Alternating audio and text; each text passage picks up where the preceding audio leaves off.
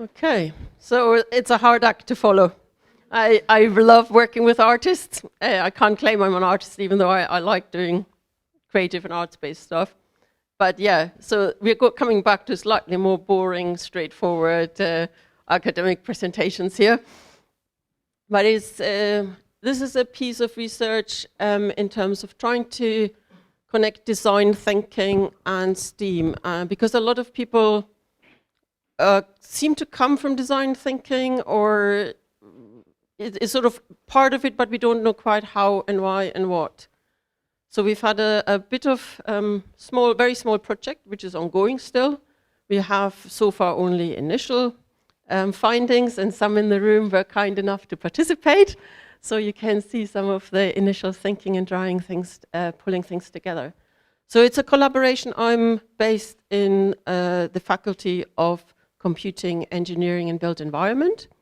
My colleague, Kathryn Burns, is based in the Arts, Design and Media faculty, just recently retired, but keeping active, yay. And Charmaine Stint is in RE, so it's our research and innovation part. So again, I think just that collaboration, working outside your own faculty is our own department, is just so important. And actually for me, for many years, and thanks to Laura who brought me into the fold, has been really the stimulus and the creative element that I needed.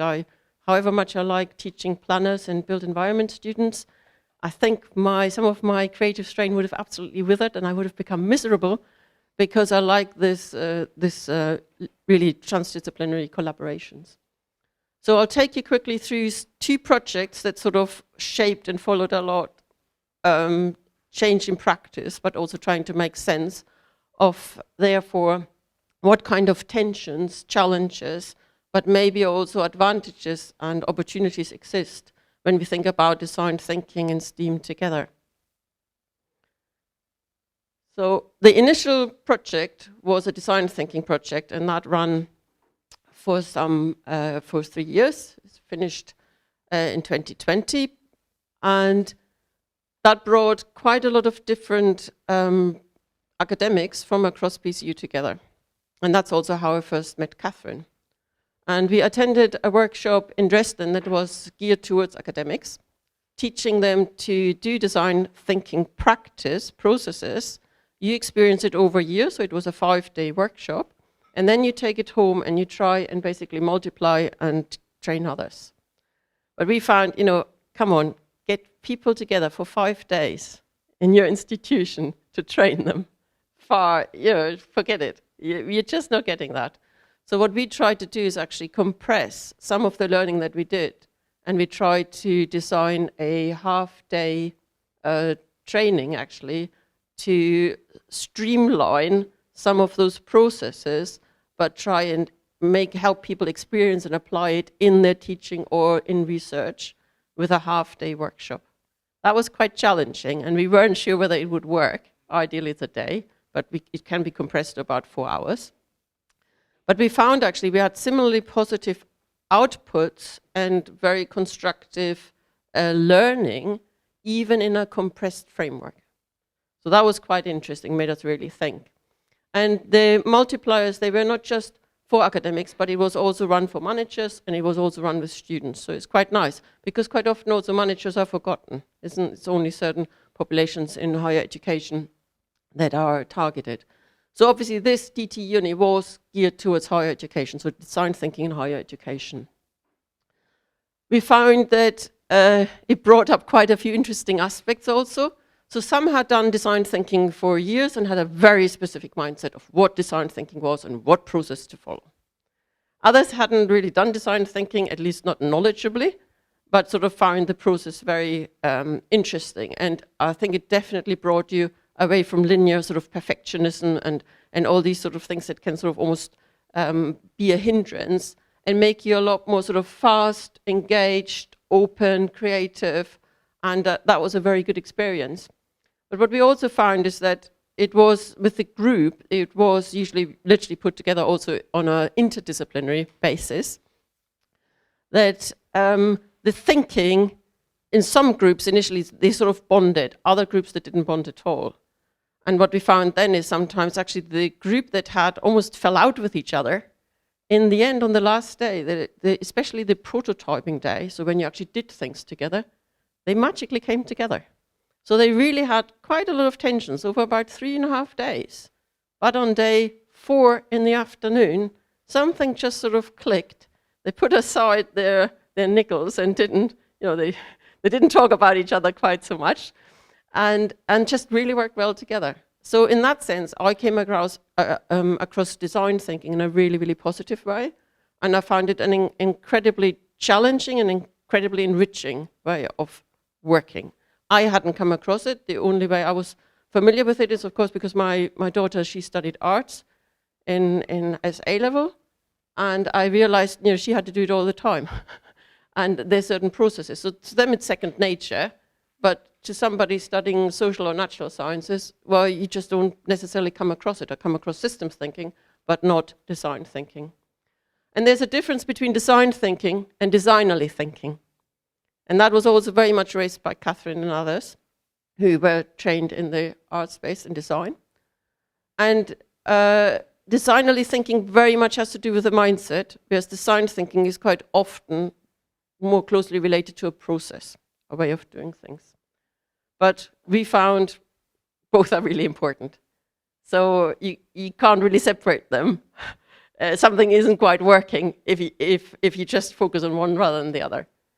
I think you need good processes to facilitate, in a way, the things, but if your mindset doesn't change, or if you aren't challenged by it, then maybe the process is actually not quite working either.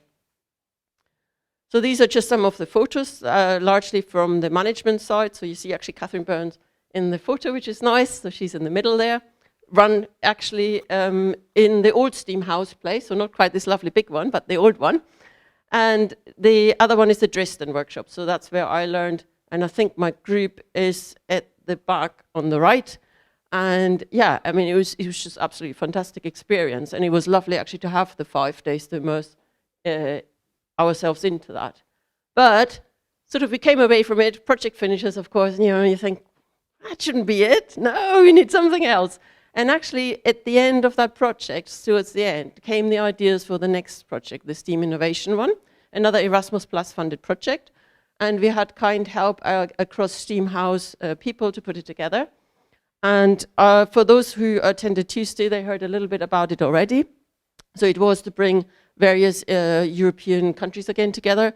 And we basically identified some STEAM champions who used it, Science Gallery, Arts Electronica, of course, and we have Andrew Newman here, which is lovely. And it's nice to see how many actually went also and obviously active in Arts Electronica. Those not familiar with it, it's just amazing. Just like ICEA conferences, they're just, you think, oh, it's artists and electronics, and what do I have to do with it, And you realize, wow, they're just really thinking critically about so many societal issues, much more than some scientific conferences, I'm sad to say. And also within the planning world, I'm sorry, but some of our critical problems are only marginally dealt with, same in sociology. So I've belonged to various groups, and I think the probably most forward ones were actually Ars Electronica and ICEA. And the next best is ecological economics. And all the others just seem to be a little bit sort of, we're still in our own disciplinary bubbles, it seems, rather than really relating to what's happening. Anyway, being in the higher education bubble, we tried to think about what are the STEAM-specific criteria for higher education that we really have to make explicit and work with, what methodologies exist, so approaches and methodologies, approaches being more overarching, methodologies more like specific tools. And then also think, of course, about how can we then evaluate it. You need to quite often demonstrate impact. It's very difficult. It's not often well funded. So you have to find your own ways. So we try to think about embedding in evaluation, but at least having some elements of how we can use it across students, staff, and any participants to self-evaluate what we're doing, but also to gauge then the impact quite possibly. This is what we came up with. We called it a working definition in some way, but we're much happier to call it principles. And these are characteristics that basically, I think, summarizes a lot of the process, but also the attitude. So you have to put arts and science definitely on equal footing. It's largely process-driven. It can be very much student-centered, but the holistic approach is important. Being collaborative is absolutely important. To have some diversity in it, in many different ways, not just people, but also in terms of interest subject areas. Possibly also diverse spaces and places to work in and learn from. To promote learning is important, multimodality is important, but the doing, it's not just about discursiveness, it's not just about talking, there's also this doing element is actually quite important. And we've heard on the first day also that it's, for example, important to spend time together eating or doing or baking or making things, isn't it? Because you engage differently with people and you learn differently and you experience things differently. But also, and I think I like that about the arts, where you don't just write things or discuss it and come back enriched yourself, but you might also produce something that can be shared and be talked about and in a way create sort of wider waves of what you've been working on. Critical thinking is absolutely core, I think, and creativity. I think that's usually very much highlighted and it's absolutely core. So what we did was more from practice-based, so it was the only in-person workshop that we had at the time. It was in Amsterdam and then COVID hit, so the rest was online. But what we found later then, there was an opportunity to submit a journal article. And interesting enough, a bit like Kat, you know, we're doing great work in a way, but when you get the chance to sort of publish it, it creates a different wave of impact. And I think some of the work was largely also recognized through actually doing that publication, open access, at a time when just there wasn't so much written about STEAM in higher education. But of course for that, you also had to critically think, well, what we came up with, how does that actually mesh with what has already been published? And it was therefore a very good excuse to look, first of all, what kind of information exists, and also what does it actually say. And there we found a few things relating to higher education, but it largely comes from secondary and primary education, if not pre-education. But this basically is, I would not claim it's an absolutely complete list, but it's some of the key works in that area, just trying to basically crystallize all the different characteristics and qualities a STEAM project or process should show. I always think reading through these is just lovely. I just feel inspired, and it opens up, you know, you just feel, I want to be part of this. And I actually like to do this, because a lot that we do in higher education is also, you must tick this box, you have to have that, you know, and it's almost like, you know, you lose sort of your creative juices. This one sort of invigorates more. And we also found the ones that we came up with, okay, it doesn't mention every single word of it, but it is pretty close. So there seems to be some agreement of what actually really works for STEAM. This is just an overview of some of the publications, our website on the top right corner. So if you go into steaminnovation.org, you see most of the resources, and what is quite nice, also all the resources are actually open access, so you can get to it. Our STEAM handbook is the second one. That's the one on the website, and the others, you either just type it in, it comes up, but we also have some links to them. I won't go into detail, but what is interesting about that collaboration, so some of us wanted to do a bit more, so we saw other opportunities. So that's, isn't it, when you form connections and relationships and you're like, oh, actually there's something else, and you have a conversation like, oh, this is really interesting, we should look into that a bit more. So we did that. And one was also to connect STEAM with transdisciplinarity. I've worked in transdisciplinarity and interdisciplinarity since the mid-90s, but actually even before then, early 90s. And it was at that time quite new. I think it is as difficult as ever. And therefore I tried in about an hour to, just before we had to submit the paper, to try and just symbolize, I think, what this could look like. Because different people define multidisciplinary, interdisciplinary, transdisciplinary differently. And that's absolutely fine. So we just had to get to grips roughly, what do we mean by it? This is by no means perfect, and I'm trying to get also feedback, and I try and listen and refine it. But I think what is quite important is a lot of people say we work interdisciplinary, but what they actually do is multidisciplinary, because they get different experts together, they listen to them, everybody does a bit, and then it sort of gets gobbled together at the end. That is multidisciplinary, it's not interdisciplinary. When you work interdisciplinarily, you actually influence each other. You have some melting. You try and create some fused approaches. Your thinking changes. You question more, so your starting points, your theories, and therefore you approach a whole, or concept a whole project differently than when you work multidisciplinary. And I think that is important. Now with transdisciplinarity, initially, I was told, inter is it when it's all academic, trans is it when you basically bring the guys from the outside, or whatever, you call that like that quite often flippantly. So if you include communities or practitioners, then suddenly it's called transdisciplinarity. And I thought, yeah, okay, but actually through working on these projects is that, there's definitely more to it. And the whole point is when you start working and actually are a transdisciplinary person yourself, you say, no, it's not just like that. There is more to it. And it's actually because you stop having quite such distinct barriers within those. Those labels don't hold, because what you look at is a fusion of different things. So when I look, for example, if I go for a walk, I can see climate change, I can see ecologically diversity vanishing, because I just can't see as many butterflies, I can't hear as many insects going around, but I can also see beauty, I can see artistic stuff, I can see chemistry, I can see physics. It's just all there. Sorry, even maths. So it is a world where I think we almost forced ourselves, and I really like the reference to what was university like in the long distance past.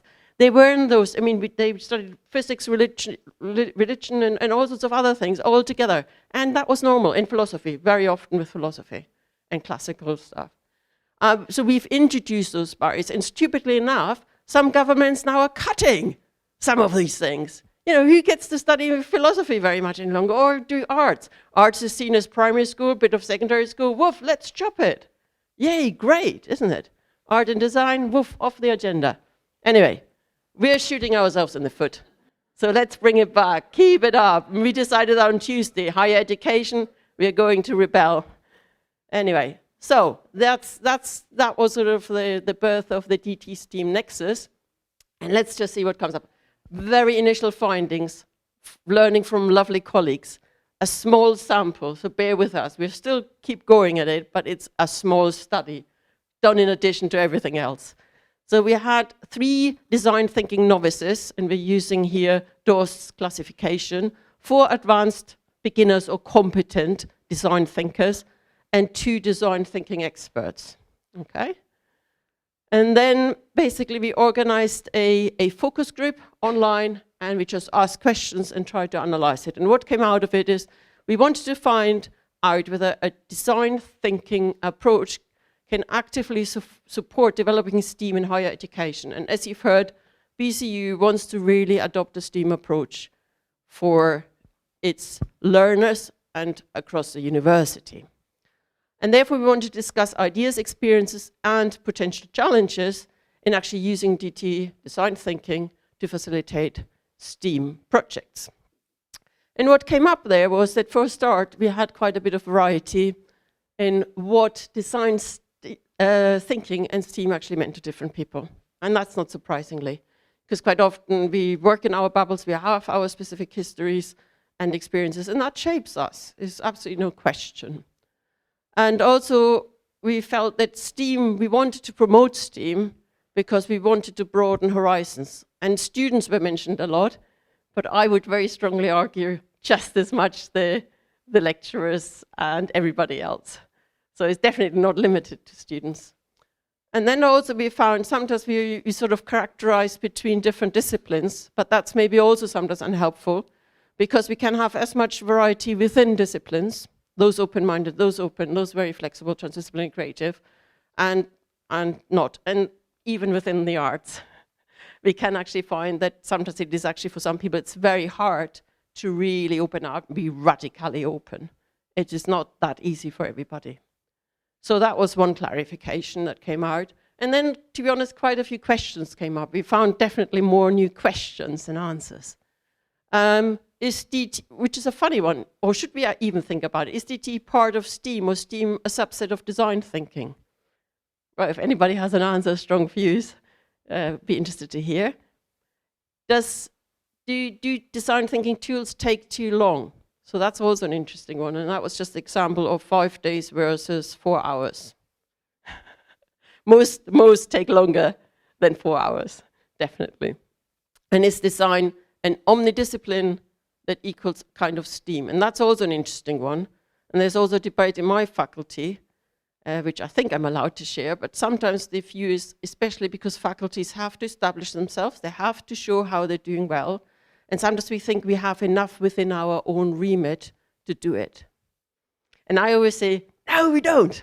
Yes, we have wonderful people, and there's creative elements within computing engineering and built environment, but we have to really make the effort to cross and bring other new blood in, different way of thinking, different way of looking at things. And I think in design thinking similarly, I think there might sometimes be a bit of a bubble, so you consult, but you don't necessarily work across. So therefore then we looked at the characteristics across design thinking and STEAM, and we found a lot of overlap. And the ones that are in bold show more the either slight or more significant variations between the two. So all the rest is just normal. Normal thickness is shared pretty much, and the rest is a bit different. I tried to put themes and phases together also, and that's really just one. There's many different ways of doing it. I just wanted to also show there's also some overlap between quite a few of the processes, the way what we use in STEAM and design thinking. But this is definitely not the only way of representing it, and therefore I also added to it. But these were the ones that we had come across in our design thinking project and we developed as part of the STEAM work. So what is important here is mutual respect and building relationships came out more strongly in STEAM than design thinking. But also the experimenting and innovating doing, is quite often captured as prototyping, but it's actually quite similar. In terms of transdisciplinarity and interdisciplinarity, it's not necessarily always mentioned explicitly in design thinking, but in STEAM obviously definitely is. The iteration, being iterative, is very strongly emphasized, I think in design thinking, less so in STEAM. And the biggest one is probably the first two.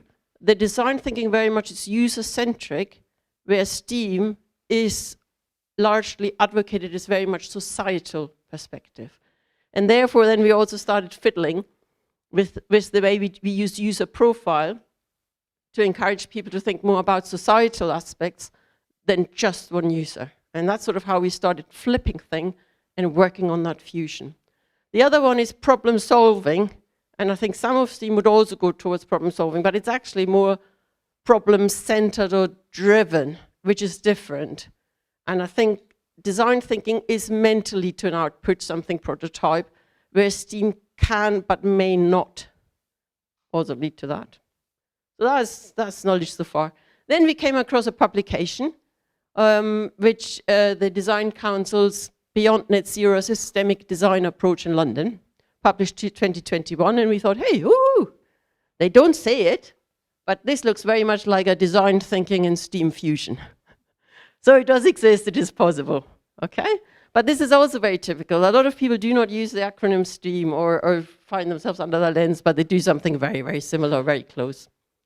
And then I tried to, okay, being academic and being involved in I very much adopt a critical realism lens, and I think a lot of STEAM definitely is built on that, because we don't just say not just one variation is valid, but you really have to look at what different people think, but also what is out there and cross-check, and therefore you have to draw on a much wider set of information, and you can't just, it's not all relative, there is a reality there, so that's what it claims. So in terms of the ontology in STEAM and design thinking, we found that critical realism is probably the stance most likely, rather than relativism or a naive realism, which is a bit more of a simplistic, narrow view. However, we find that, of course, you don't really find that in reality, or certainly in current politics, if you're following things. Critical realism is not always present. So it's an interesting thing, and because STEAM is pushed also on their political agenda in terms of funding and in terms of innovation, you come out with a certain value base, and Kat also emphasized that, and I think you have to be very aware when you engage with STEAM, who actually drives it and what are the values, the underlying values. You get different types of STEAM. And that's what I try to capture in the epistemology and also in the philosophical perspectives, that you have actually really very different ways of looking at it, even within STEAM. You have different traditions, as you see in the philosophical perspectives. So you have a maker-space tradition, so it's more the activity and the process again, also in doing things with society. You have the issue of gaining funding and highlight relevance of the arts and the creative and design disciplines. You have a focus on sustainability, and again, sort of more reality-informed and solution, hopefully, possibly innovation-driven aspects. And then you also have very much the economic, the neoliberal driver. We need a different kind of workforce. We want agility, and therefore put them through the STEAM factory and come out with something fantastic that we can hire and do a good job. Different philosophies, depending on where you jump into. So because we need to come to an end, we're almost there. I think the challenge is that design thinking and STEAM is known in this room, definitely. But beyond it, if you mention it quite a lot, never heard of it. Okay? So they're not terms and they're not things that are really widely shared. Neither are they maybe the easiest way of communicating. It's a bit like ecosystem services or some of these terms, and when you talk about it, and then you say, oh yeah, I understand that, but not necessarily the terminology itself. Also, then there's an issue when you broaden it out. There has to be a balance between being rigorous as well as flexible, and having that creative space, but not losing some of the fundamental foundations. And I would say also our definition or principles, working definition principles, it's not a pick list, it's not a cherry pick list. It is actually that all these characteristics should really be present in trying to develop the approaches and the projects. Lack of time is a crucial thing. So also for our study, we organized the workshop. I think 12 people said they would come, 3 turned up, 1 stayed the whole time. Okay, I think that's reality. How do you deal with that? How do you train your staff? How do you retain them? How do you enthuse them? How do you work with them if you have such time pressure? The other thing is, I think it's unhelpful to think about always with STEAM, or which one, M, A, T, or which one do we need? And sometimes also, you need to make your money's worth it. I think that's just the wrong attitude. You want to do STEAM because you need all of them, and STEAM includes a heck of a lot more than the name suggests. And just go for what is needed, but you can't just drop the arts. And that's what I liked on Tuesday. We had also a speaker from Australia, and he actually did the STEAM symbol differently. He did a big A shape, V, upside down V, and then the TEM was in the middle. And I thought, yeah, that looked about right. I think we should change the logo. Because I think, and I think Kat's talk really symbolized that very well. Arts is not just about visualizing, it's not just about aesthetics, absolutely not. It's about the critical framing, it's about making things successful, thinking about a lot of research is part of the arts. And I can't understand how some of the rhetoric or how some of the cutting of the programs can go ahead. They don't understand arts, I think. Whoever cut it, our lovely politicians, they don't understand art. And all the other relating subjects. There's lots of institutional barriers. I flogged the paper, read Carter et al. 2021. We talk about it there. So, but I think building understanding, trust, and common language, very important. Also really emphasized for those who were here Tuesday and Wednesday, very much emphasized, really, really important. And that's the process. You don't do it all in one day. I've been, as I said, active in inter and transdisciplinary work for 30 years, and I've learned so much, and I'm so glad I had that opportunity. I think it came because I never settled on one. I always I'm interested in this, but I'm also interested in that, and I like this.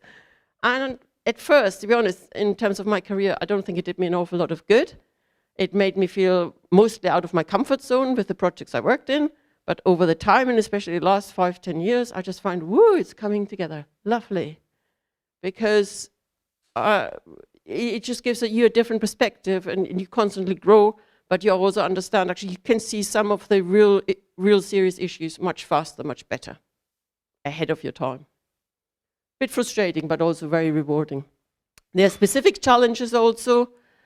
As I said, design thinking takes time. Do we always need a specialist from there? Do we need the designers also definitely in it? STEAM, I think the main bit probably is how we approach it. And there are value judgments in there. And there's a whole mix. And you have to negotiate, I think, with whichever institution you're working in, or yourself or your group, how you approach it. But I think you need to ask those questions as well, and work on why do you do it, and how do you do it. Implications for curriculum design, because that's what, in a way, I guess we try and do in higher education. I think we found that it's definitely easier to run workshops than try and embed whole modules or courses of faculty across the faculties, because just the logistics is very difficult. We also thought about, should we really totally link it with sustainability, zero carbon, and all these issues? Because I think in a way, almost we should. And then some people say, well, what has maths to do with that, or what has engineering to do with that? Well, quite often, probably it has in some ways. And so that's a food for thought. I think staff retention can be an issue. So we found that even within our project, we had really good people and their positions got cut. Science gallery, really good reputation, lovely stuff, got cut. So it's really hard to retain actually the people who are trained in it, very knowledgeable, and keep going. Pass on, share. Yeah. Probably one of the easiest way to promote STEAM is through the research projects at university. That might be a starting point for those who are thinking about it. Encourage more topics that work across, possibly even group ones with individual works, but you work on a group project from different angles, but you write it up from your main disciplinary perspective. I think it sounds very exciting. BCU is going to fund 100 STEAM PhDs. So anybody who might be excited, yeah, watch out for it. I hope it's not just a fad. I hope it's sort of really going to be a bit of a catalyst for change for the future. I want to finish with a quote by Hans Dielemann, I stumbled across accidentally. Okay? He characterizes transdisciplinarity as linking reflective action and artful doing. I really like this phrase. And emphasizes spaces of experimentation and imagination. I much prefer imagination to innovation. Innovation, I always find, is this pressure again from our system, produce something useful that we can market and sell. And then imagination is just a bit freer, a pre-stage, in a way, part of it. It should be considered as both a transformative process as well as an epistemological, ontological, and methodological endeavor. And that links also back to some of the previous slides. And that's just the resources we used.